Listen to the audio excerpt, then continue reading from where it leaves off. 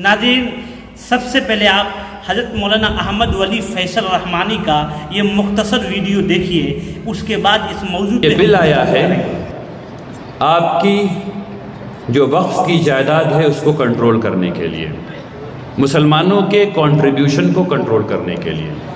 ये वक्फ का जो बिल आया है ये आपको आपकी जायदाद से महरूम करने के लिए आया है। ये जो बिल आया है ये इसलिए आया है कि ये हुदूद या इसमें माने बन सके लोगों के और वक्फ के दरमियान, कौन वक्फ कर सकता है, कैसे कर सकता है, कब कर सकता है। तो इससे आप आहिस्ता आहिस्ता वक्फ से दूर होते जाएंगे और मुसलमान वक्फ करना छोड़ देंगे। ये इसकी नीयत है, ऐसा कभी नहीं होगा लेकिन ये इसकी नीयत है। ये आया है पूरे हिंदुस्तान के तमाम इलाक़ाई जो ख़ासियत है उसको मिटा करके एक किस्म की सोच से तमाम जगह के औक़ाफ़ को कंट्रोल करने के लिए। अमीर शरीयत फैसल वली रहमानी से जब पूछा गया, मीडिया वाले ने पूछा, मुकम्मल बयान होने के बाद जब आपसे पूछा गया तो आपने क्या सवाल का जवाब दिया। आइए, जब पूछा गया औक़ाफ़ के बारे में कि इतना बड़ा प्रोग्राम आपके एक बोल पर, एक आवाज़ पर मुल्क के कोने कोने से उलमाए किराम और उनके अलावा सामीन सब आ गए सुनने के लिए, आप बताइए कि इस कॉन्फ्रेंस का मकसद क्या था।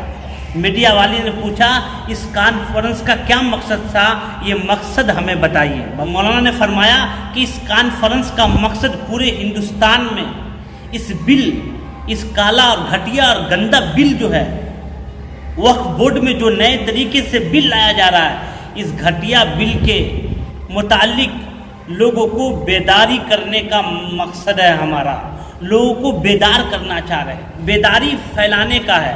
अपने वतन के तमाम गैर मुस्लिम बहनों और भाइयों से कहना चाहते हैं कि इस बिल से सिर्फ मुसलमानों का ही नहीं बल्कि इस सरजमीन पे, इस हिंदुस्तान में जितने भी मज़ाहिब के लोग रहते हैं सबके लिए नुकसानदेह है।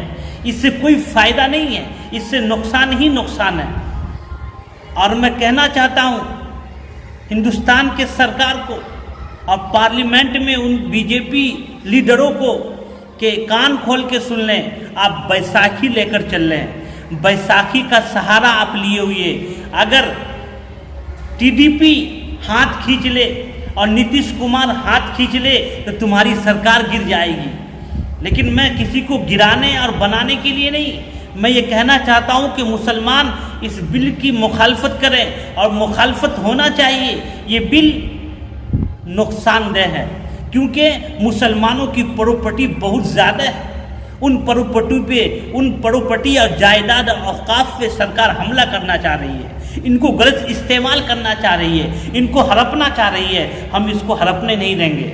नाज़रीन, हज़रत मौलाना अमीर शरीयत मौलाना अहमद फैसल वली रहमानी ने तमाम आने वाले उलमाए किराम, हुफ़ाज़े किराम, इस मुल्क के कोने कोने से बड़े बड़े उलमाए किराम आए, चाहे वो कर्नाटका के उलमा हो, मध्य प्रदेश से आए हुए हो, आपने सबका शुक्रिया अदा किया, कहा आप लोगों का शुक्रिया है। और हज़रत मौलाना अमीर शरीयत फैसल वली रहमानी ने कहा कोई अगर आपसे पूछे कि भाई इस बिल में तो कोई बात तो अच्छी होगी, अगर तमाम बात गलत है लेकिन कुछ अच्छाई तो इस बिल के अंदर, तो अमीर शरीयत ने कहा कि जो अगर ये बात कहे, बहुत सारे लोग ये कह रहे हैं, मुसलमान कह रहे हैं कि अगर पास हो गया तो क्या दिक्कत है, यकसा सिविल कोड बन रहा है, सब कुछ बन रहा है, अगर ये भी बन गया तो मुसलमानों को क्या दिक्कत है।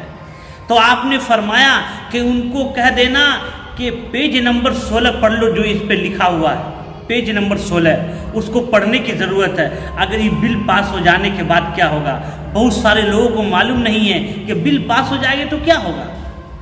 नाज़रीन, आपको बताता चलूँ, सच्चर कमेटी ने जो कहा है मुसलमान के औक़ाफ़ कितने हैं, मुसलमानों के जायदाद कितने हैं, औक़ाफ़ की ज़मीनें कितनी हैं, तो सच्चर कमेटी ने कहा 6 लाख एकड़ ज़मीन है।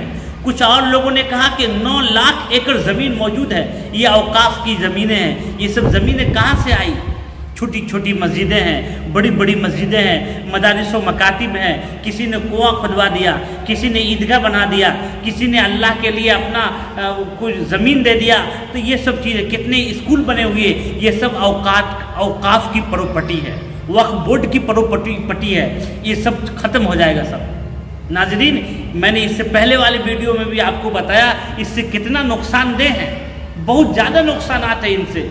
تو امیر شریعت نے کہا کہ آپ لوگ تیار رہیں.